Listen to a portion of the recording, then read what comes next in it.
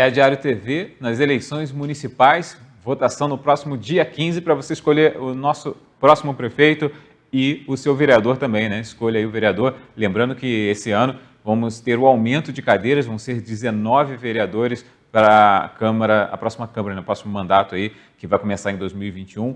Então, já aumenta aí, você escolha bem seu candidato para que a gente tenha representantes muito bons no parlamento e também que a gente tenha um executivo muito forte e capacitado. Então, escolha, por isso que a gente está fazendo essa série de entrevistas aqui, né? Esse é o último bloco dessa entrevista aqui com o Leandro Neves, do Partido Avante, ele que está aqui trazendo as suas propostas para você conhecer e poder escolher aí em quem você vai votar, saber direitinho as propostas. E em cada bloco a gente traz um tema. Estamos no terceiro bloco, terceiro e último bloco. Depois dos 15 minutos que a gente vai ter aqui falando sobre os temas que a gente vai abordar, ele vai ter mais 3 minutos para conversar com você. Então fica ligado aí que a gente vai dar continuidade à entrevista. Agora o tema é educação. Vamos falar então, porque, Leandro, parece que você saiu até no jornal o Globo, né, sobre os seus projetos.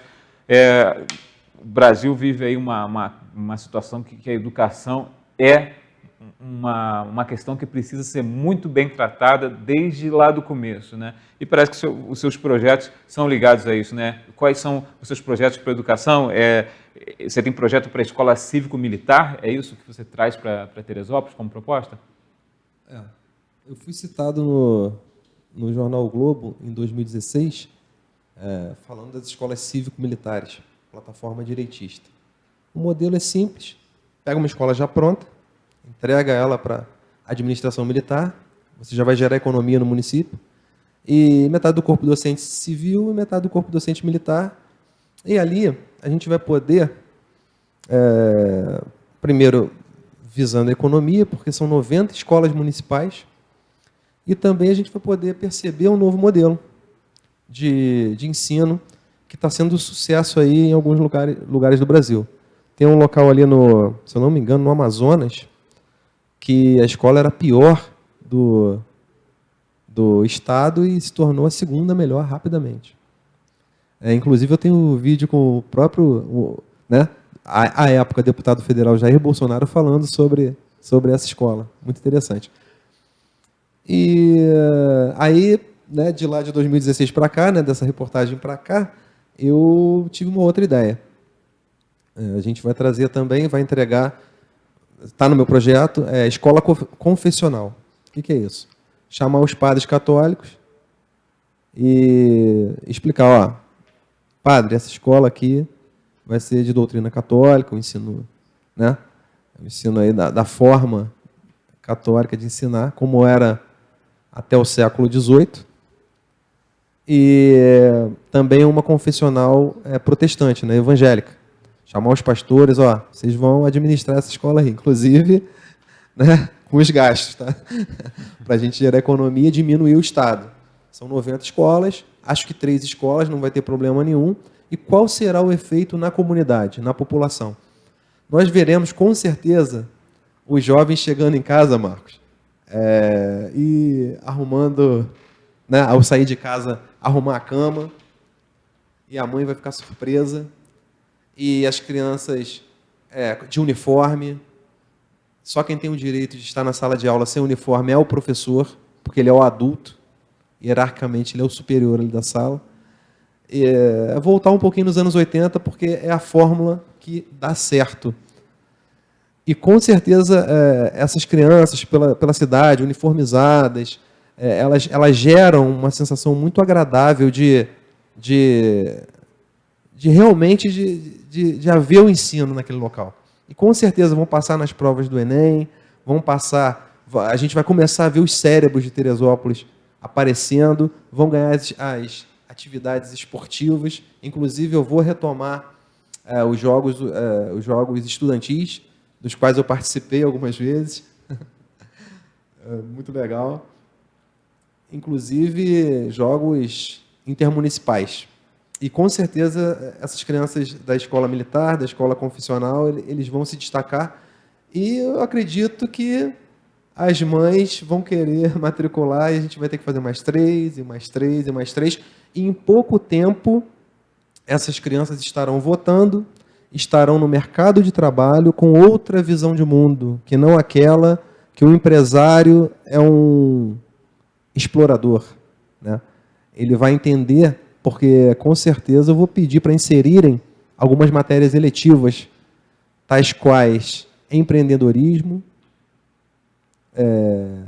planejamento familiar, um pouquinho de código de trânsito, inclusive no contraturno, quando a criança vai para casa e hoje em dia fica aí na Netflix, no contraturno a gente vai ofertar a plataforma Duolingo, que é de idiomas, o Brasil Paralelo, que é um grupo que se juntou para contar uma história do Brasil diferente. A gente passa a ter orgulho de ser brasileiro, eu recomendo. E também o sistema Kumon, de ensino de algumas matérias, até idiomas, mas é no método japonês, que é muito interessante, mexe muito com o cérebro. Isso no contraturno. É basicamente isso. Você vê que Teresópolis até tem uma educação que é bem reconhecida, né? Ao longo dos anos, a nossa educação de base municipal tem sido até mostrada nos grandes centros aí, mas realmente a educação ela precisa também abraçar essas questões que você falou, né? Porque muito vem se perdendo das características dos jovens em respeito aos pais, respeito aos professores, respeito a tudo e acabam sendo cooptados para o lado errado, né? Exatamente, Marcos. Inclusive, eu lembrei agora, só que eu não vou lembrar da sigla. Tem um sistema no Japão que as empresas adotam muito, inclusive quando eu trabalhei nos Correios, é o sistema 5S. Não sei se você já ouviu falar. Após a Segunda Guerra Mundial, o Japão é um país pequenininho, tem uma população muito grande, ele precisava se organizar. E eles estabeleceram um sistema, que eu não vou lembrar o nome das palavrinhas, mas é um sistema de organização. E o japonês, ele cresce com aquilo. É o 5S. O pessoal que está em casa aí, pesquisa na internet. Pô. E a gente viu isso aqui na Copa do Mundo de 2014. Teve um jogo entre o Japão e um outro país, e houve uma reportagem que mostrou o lado dos japoneses, a arquibancada toda limpa. Você lembra disso? Acabou o jogo, eles recolhem tudo lixo. As cadeiras todas dobradas e mostraram o outro lado uma bagunça. Então, eu vou ser pioneiro em colocar isso nas escolas. Para quê? E isso vai aparecer na sociedade também. As crianças se organizando desde pequeno. Parece que na sigla está lá, você não reutilizar nada, joga fora o que não presta, limpar, cuidar da saúde. E tem os outros dois lá que eu não lembro. Mas é dessa forma que a gente vai conseguir alcançar um sucesso aí com a educação. E eu já estou até vislumbrando aí as mães disputando, né, a matrícula no final do ano. Disciplina é fundamental, né, para a gente ter uma sociedade melhor. E também é importante nesse quesito de educação ter um cuidado com valorização dos professores, né, os professores estarem bem capacitados, né, para poder atender essa demanda, né? Exatamente. Inclusive, o curso do Brasil Paralelo faz parte dessa preparação dos professores, eu já indico. E, com certeza, o professor, não só, quando fala professor, a gente lembra da tia da escola, né? Mas o professor em geral. O conhecimento ele tem que ser repassado geração a geração. E aí o exemplo vem de novo do Japão. Lá, se você tocar no idoso, você está muito enrolado. Por quê? A sabedoria está ali. No Brasil se perdeu, né? Essa ode ao jovem, né? Eu pensava nisso lá nos anos 90, observando o futebol, né? Aquele craque lá de 30 e poucos anos, ninguém fala mais nele. Aí surgiu um garoto novo que deu um drible, ficava aquela ode. Pô, mas a sabedoria está no cara lá, cara. Você não pode perder isso. E o professor, não só o de escola, mas de qualquer habilidade, qualquer arte, ele tem que ser valorizado, sim. A gente tem também uma questão muito importante nas escolas, que é a merenda escolar, né? A gente pensa em vários modelos, tem contratações de empresas aí que são problemáticas, né? A merenda escolar também merece uma atenção especial, até porque muitas vezes é a única refeição que o aluno tem, não é isso? Exatamente, eu passei por isso, Marcos. Eu estudei no Colégio Estadual de Edmundo Bittencourt e eu lembro claramente que tinha uma época que eu era o único que ia para o refeitório. Por quê? Você até falou, né, da nossa educação. O Colégio Estadual, nos anos 80, ele chegou, se eu não me engano, me corrijam, por favor, a ser considerado o segundo ou o primeiro colégio do estado do Rio de Janeiro todo. E eu lembro que eu descia, às vezes, sozinho para o refeitório e a galera ia toda para a cantina. Aí eu comecei a comentar para o pessoal, pô, você come ali? Eu como, vai lá comer. Eu arrastei uma tropa. E a merenda era muito boa nos anos 80, com exceção, vou ter que falar, do Moreira Franco, o gato Angorá aí da Lava Jato, que ele inaugurou a questão da merenda da FAI, que era um pó que você misturava na água e dava para as crianças. Tipo aparência de lavagem, né? E isso aconteceu, foi muito triste, mas depois retomou essa merenda boa. E é muito importante, sim, porque eu já trabalhava e eu saía 12h30, 1h, já com almoço e lanche, e ia trabalhar à tarde. Nessa questão toda aí, a gente sempre salienta que Teresópolis passa por um momento de empregabilidade muito complicado, né? Caíram muitos empregos. Então, também capacitar os jovens, como você falou aí, que está no projeto, as escolas têm também que levar a esse mercado de trabalho de uma forma mais eficiente, não é isso? Exatamente. Inclusive, até essa preparação do contraturno já é vislumbrando essa situação. Já com a Nestlé, ali esperando a gente, já com a Samsung. Essa preparação no contraturno é exatamente para isso. A gente vai aguçar uma competição que não existe mais entre as mães e as crianças. Eu lembro claramente, o filho da fulana tá lá, você ficava louco, é ou não é? Uhum. E lembrando também, eu falei da industrialização, e hoje Teresópolis, Marcos, você falou também de emprego, hoje Teresópolis só tem 2 portas de emprego, porque eles mataram as indústrias, muito por culpa da Constituição de 88, mas desse grupo político que para mim é um governo único, tá? Você pensou em vários nomes, mas para mim tem um governo único hoje, uma ditadura socialista, de velha política, tecnocrata, populista, que está no Brasil inteiro e está em Teresópolis de 83 a 2020, é um governo único. E a Constituição de 88 ela fez quebrar a classe média do Brasil, é o objetivo deles. E as indústrias, a gente viu as indústrias morrendo aos pouquinhos. Tem caso aqui, eu não vou citar nome, eu não estou autorizado, de um grande empregador da cidade ter morrido no final da vida, cheio de precatório, cheio de cobrança, no fundo da loja que ele criou, do império dele, morando de favor. História aqui de Teresópolis.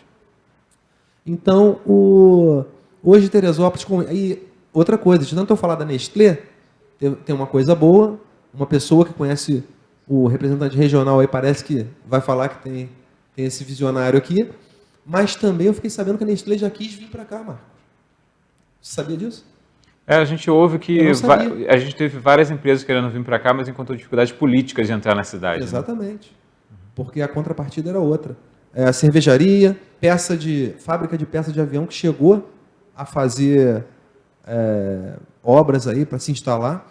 E Teresópolis virou um campo nocivo para a indústria. Por quê? O objetivo deles é o quê? Criar uma oligarquia local dominante, te manter com um salário de R$1.000, 2 portas de emprego, ou você trabalha na padaria famosa aí do centro da cidade, ganhando R$1.000, ou você estuda para um concurso público pró-futuro, que você não sabe se um dia vai sair, se sair você não sabe se vai passar, e aí o tempo está passando, seus sonhos ficando para trás, e a cidade empobrecendo. Então, é exatamente contra isso que a partir de 1º de janeiro, esse cara aqui vai lutar e muito. A gente tem também, falando agora mudando um pouco o tema, né? Mas falando da realidade de Teresópolis, que a gente vive uma pandemia aí e uma situação de recuperação econômica, até porque um assunto puxa o outro, né? Recuperação econômica, emprego, e a pandemia é uma questão preocupante, e isso também trouxe à tona a questão da saúde, né? O tratamento disso, nós temos uma porta de entrada aqui, a UPA, que é muito complicada, mas enfim, não vou tomar o seu tempo. Qual a sua proposta aí para lidar com essa situação? Eu pergunto a todos os candidatos. Um hospital municipal é viável? Vale a pena? Olha, eu acredito que é viável. Vou fazer a mesma proposta lá para o meu professor, lá o Bolsonaro, ganhando a eleição aí, domingo. Já estou planejando a viagem, semana que vem estou lá perturbando ele. Eu sei que ele está enrolado, muito problema, mas eu vou. E aquela contrapartida dos impostos. Eu vou solicitar até para os deputados, através de verba parlamentar, para ajudar na gestão. Vou solicitar um hospital municipal, mas gerido pela União e pelo Estado.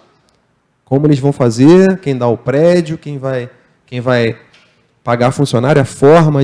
Eu não queria funcionário público, eu quero uma outra forma de contratação, mas vou solicitar sim, em contrapartida aos nossos impostos que vão para lá. É estritamente necessário. Desculpe. À vontade. Quanto ao isolamento social, aí, que para mim isso se chama cárcere privado, nunca nenhum ditador na história da humanidade, por pior que seja, trancou sua população em casa por desculpa nenhuma. O único que eu lembro que usou esse engodo de te proteger, aliás, o presidente Bolsonaro avisou, quem isolou a população, não votar nesse camarada. Então a gente tem 2 candidatos aí, um que isolou e um que disse que vai isolar 15 dias. Então eu peço que você fique atento. A única vez que um ditador na história usou esse artifício foi o socialista Adolf Hitler. Ele não buscou os judeus em casa, não. Ele disse que ia protegê-los. E as famílias dos judeus foram felizes para os campos de concentração. Isso é bem parecido com o que está acontecendo com a gente. Benjamin Franklin já falava, não troque. Se você trocar sua liberdade por um pouco de segurança, você não vai ter nem liberdade e nem segurança. Eu vou te dar liberdade a partir de 1º de janeiro. Tá aí, então, agradecendo ao Leandro Neves. Encerrou os 15 minutos aqui do último bloco dessa entrevista. Tem mais 3 minutos agora para ele. Ele vai falar livremente com você, vai conversar para encerrar aqui esse encontro, que a gente sempre vai trazendo os candidatos, né? Lembrando que o próximo a vir aqui, a estar ao vivo, nesta quinta-feira, às 19 horas, é o Pedro Gil. E agora você vai ficar com os 3 minutos do Leandro Neves para encerrar aqui essa entrevista. Leandro, o tempo é seu. Marcos, muito obrigado. Deus te abençoe. Abençoe a TV Diário. Abençoe todos os empreendedores honestos da cidade. Os neoliberais, não. Pessoal, olha só. Eu tenho uma surpresa. Eu vou anunciar aqui hoje, como eu gosto de ser pioneiro em muitas coisas, vou anunciar 2 secretários aí para você, meu amigo teresopolitano, para você ver que eu estou falando muito sério quando eu quero levar Teresópolis para outro patamar e quero Teresópolis grande de novo. O secretário de Segurança é o doutor João de Deus da Rocha Campos, ex-instrutor do tiro de guerra e dentista. Eu passei essa missão para ele lá em janeiro, mais ou menos. Ele consultou a família e aceitou. Então, está anunciado. Mais tarde eu vou fazer uma live falando um pouquinho sobre ele. E secretário de Cultura, o doutor Nelson Nirenberg, advogado e maestro. Doutor Nelson Nirenberg, ele 30 anos de Europa, Estados Unidos, foi diretor da Filarmônica de Nova York, tocou com Isaac Arabchevsky e com Zubin Mehta, e criou o projeto Aquários, de música clássica. Então, cultura e educação vão andar juntos. Esse é o tipo de gente que eu quero nas secretarias. É desse patamar para lá.